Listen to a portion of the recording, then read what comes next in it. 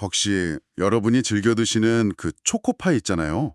그 과자 하나에서 나온 돈이 암 치료 신약을 개발하는 데 쓰이고 있다면 어떨 것 같으세요? 그냥 상상이 아닙니다. 이게 실제로 벌어지고 있는 일입니다. 오늘은 정으로 우리에게 익숙한 기업 오리온이 어떻게 조용히 글로벌 바이오 헬스케어 그룹으로 변신하고 있는지 그 놀라운 계획을 한번 깊게 파헤쳐 보겠습니다. 네, 오늘 저희가 바로 그 이야기를 좀 해보려고 합니다. 오리온 홀딩스의 과거와 현재, 그리고 미래를 다룬 여러 심층 분석 보고서들을 좀 들여다봤는데요. 이 자료들을 보니까 왜 오리온이 갑자기 제과 사업이랑은 전혀 상관없어 보이는 바이오에 뛰어들었는지, 그리고 이 도전이 사실 얼마나 치밀하게 계산된 전략인지 그 그림이 보이더라고요. 좋습니다. 사실 많은 분들이 오리온 하면 그냥 초코파이 만드는 오래된 회사 뭐 이 정도로만 생각하시잖아요. 그런데 자료를 보니까 와, 재무적으로는 정말 철옹성이더라고요. 특히 그 영업이익률이 정말 인상적이었어요. 보통 식품업계 평균이 한 5%에서 7% 정도잖아요. 네, 그 정도가 평균이죠. 네. 근데 오리온은 혼자서 15%를 훌쩍 넘어요. 이건 뭐 거의 제조업 수준 아닌가요? 비결이 뭘까요? 맞아요. 그게 바로 오리온의 첫 번째 핵심 동력이라고 할 수 있습니다. 비결은 크게 두 가지로 볼 수 있는데요. 첫 번째가 허인철 부회장이 도입한 데이터 경영입니다. 이게 아주 철저해요. 아, 데이터 경영이요. 네, 전국의 모든 판매점에서 나오는 그 POS 데이터 있잖아요. 그걸 실시간으로 분석해서 제일 잘 팔리는 제품 위주로만 생산 라인을 돌리는 겁니다. 조금이라도 반응이 안 좋다 싶으면 그냥 과감하게 단종시켜버려요. 아, 그러니까 이게 유행할 것 같다는 그런 감이 아니라 철저하게 숫자를 보고 움직인다. 뭐랄까, 안 팔리는 제품을 위한 노력, 같은 낭비를 아예 없애버리는 거네요. 그렇죠. 낭비를 정말 극단적으로 줄이는 겁니다. 그리고 두 번째 비결은 그 강력한 브랜드 파워에서 나오는 가격 결정력이에요. 자료를 보면 오리온은 다른 회사들처럼 1+1 행사나 가격 할인에 거의 매달리지 않거든요. 아, 맞아요. 그런 행사는 잘 못 본 것 같아요. 네, 우리 제품은 이 가격을 받을 만한 가치가 있다는 자신감이 있는 거죠. 싸게 많이 파는 박리담회가 아니라 제값 받고 제대로 팔겠다는 전략. 그게 업계 평균을 2배 이상 뛰어넘는 이익률을 맞는 겁니다. 그렇게 쌓은 현금이 2023년 말 기준으로 1조 6천억 원이 넘는다고 하더라고요. 심지어 빚도 거의 없는 무차입 경영을 하고 있고요. 맞습니다. 정말 현금의 요새라는 별명이 딱 맞네요. 그리고 이 막대한 현금이 바로 이번에 바이오 기업을 인수하는 실전이 된 거고요. 정확합니다. 그리고 여기서 주목할 점은 그 현금의 대부분이 한국이 아니라 해외에서 왔다는 거예요. 아, 해외에서요? 네, 매출의 65% 이상이 해외에서 발생하니까요. 특히 중국, 베트남, 러시아 이 세 곳이 핵심입니다. 그럼 중국 시장 얘기부터 해보죠. 한때 제2의 내수 시장이라고 불릴 정도로 잘 나갔는데 요즘 고차오라고 해서 애국 소비 바람이 불면서 한국 기업들이 좀 고전한다는 소식도 많잖아요. 오리온은 괜찮은가요? 물론 쉽지는 않죠. 하지만 오리온의 대응 방식이 아주 흥미롭습니다.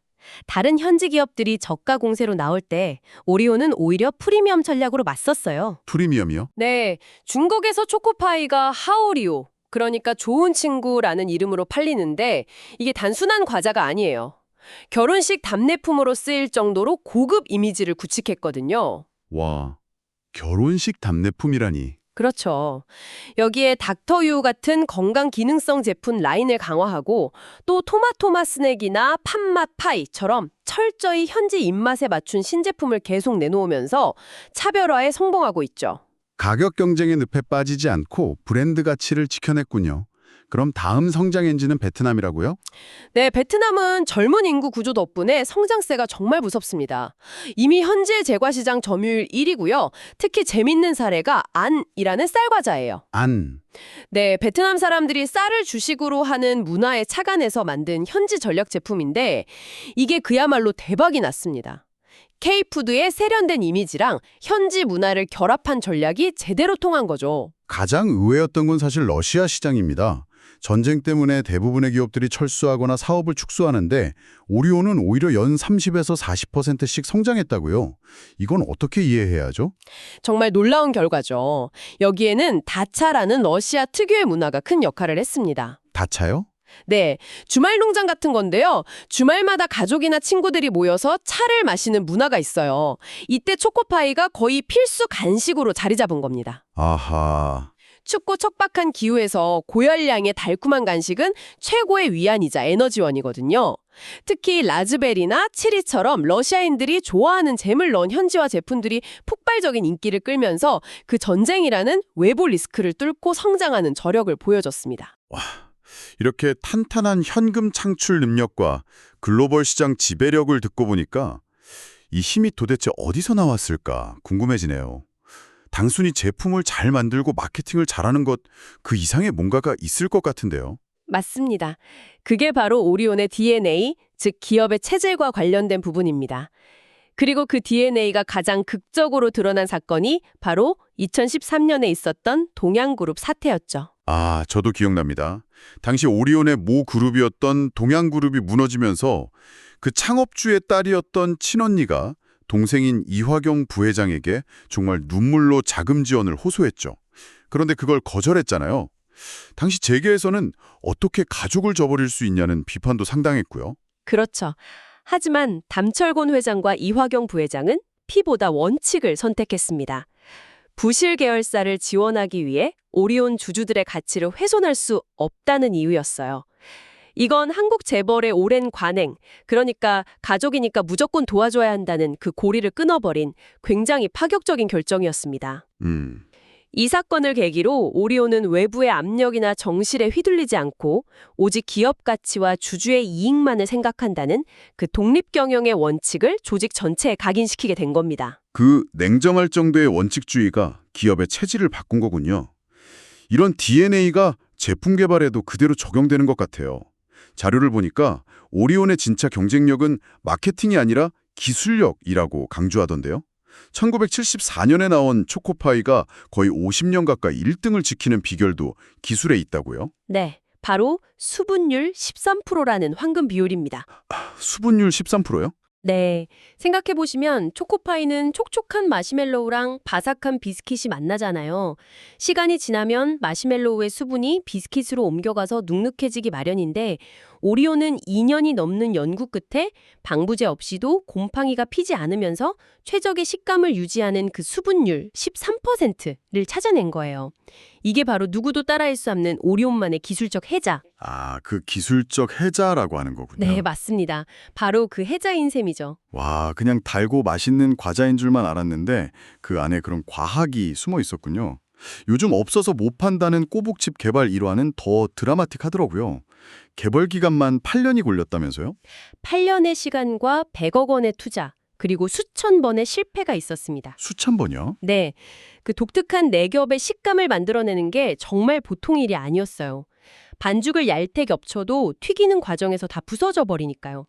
기술적으로 불가능하다는 내부 보고까지 올라와서 프로젝트가 중단될 뻔했는데 경영진이 포기하지 않고 그럼 아예 생산 설비까지 우리가 직접 개발해라 이렇게 밀어붙인 겁니다. 8년이라니 솔직히 좀 비효율적으로 들리기도 하는데요. 요즘처럼 이렇게 빠르게 변하는 시장에서 과자 하나에 8년을 투자하는 걸 기다려준다는 게 경영진 입장에서는 정말 대단한 인내심이네요. 바로 그 지점입니다.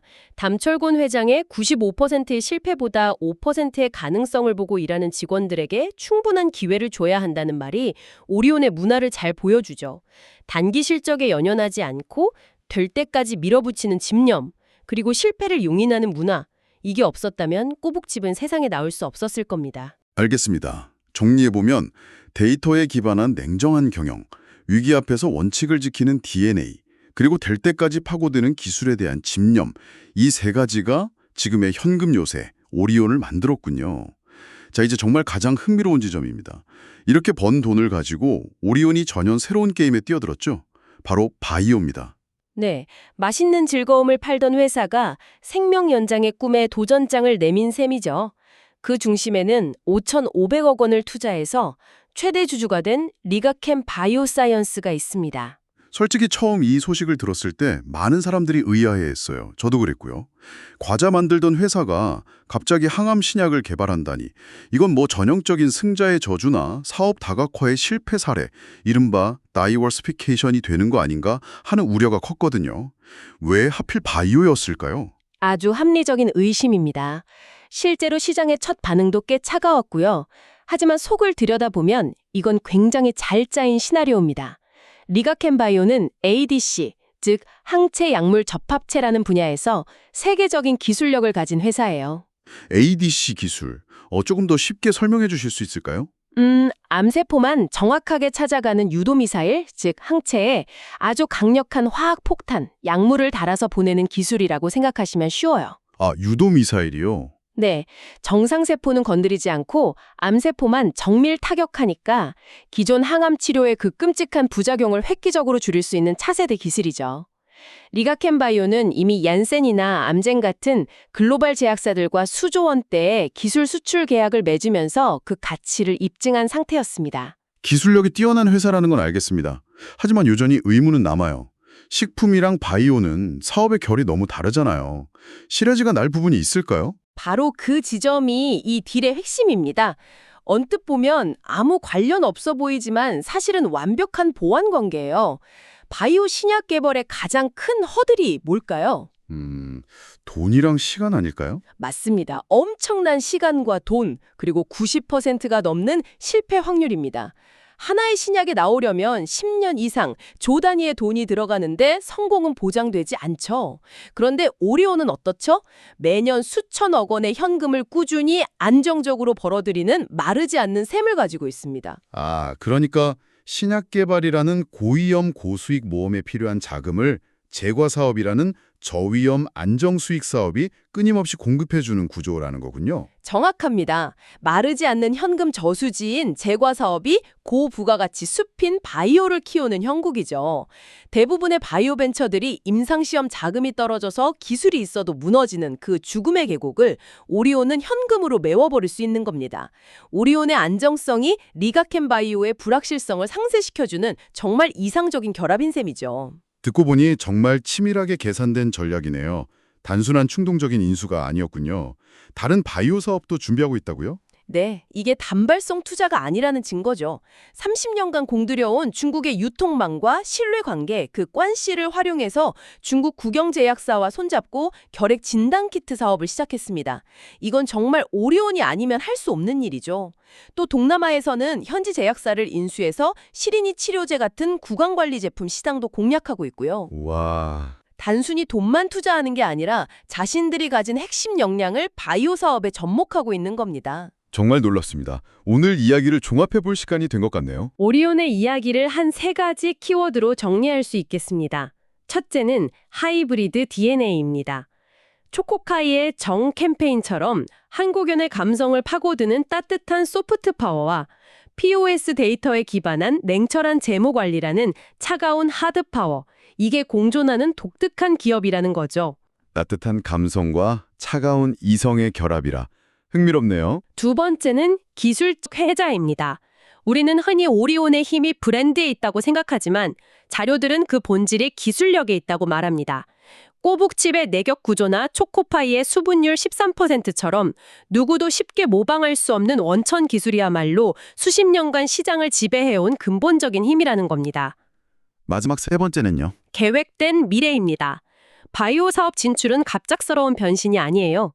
안정적인 현금 공급원인 캐시카우, 즉 제과 사업을 기반으로 미래 성장 동력인 스타, 즉 바이오를 키워내는 경영학 교과서에 나올 법한 포트폴리오 재편 전략의 정석을 보여주고 있습니다. 결국 오리온은 더 이상 초코파이 만드는 회사로만 봐서는 안 되겠네요. 어쩌면 그들은 스스로를 전 세계인에게 간식을 팔아번 돈으로 인류의 난치병을 치료하는 기업으로 재정의하고 있는 건지도 모르겠습니다. 네, 기업의 정체성 자체가 지금 진화하고 있는 과정이라고 볼 수 있죠. 오늘 이야기를 듣고 나니 이런 질문이 떠오르네요. 대부분의 성공한 기업들은 자신이 가장 잘하는 한 가지를 더 깊게 파는 방식으로 성장하잖아요. 그런데 오리온은 일상의 즐거움과 생명의 희망이라는 이 완전히 다른 두 세계를 연결하려고 하고 있습니다. 여러분이 보시기에 한 기업이 자신의 정체성을 이토록 근본적으로 재창조하기 위해 가장 중요한 것은 무엇일까요? 그리고 과연 이 모델이 성장의 한계에 부딪힌 수많은 전통 기업들에게 새로운 생존의 길을 보여줄 수 있을까요?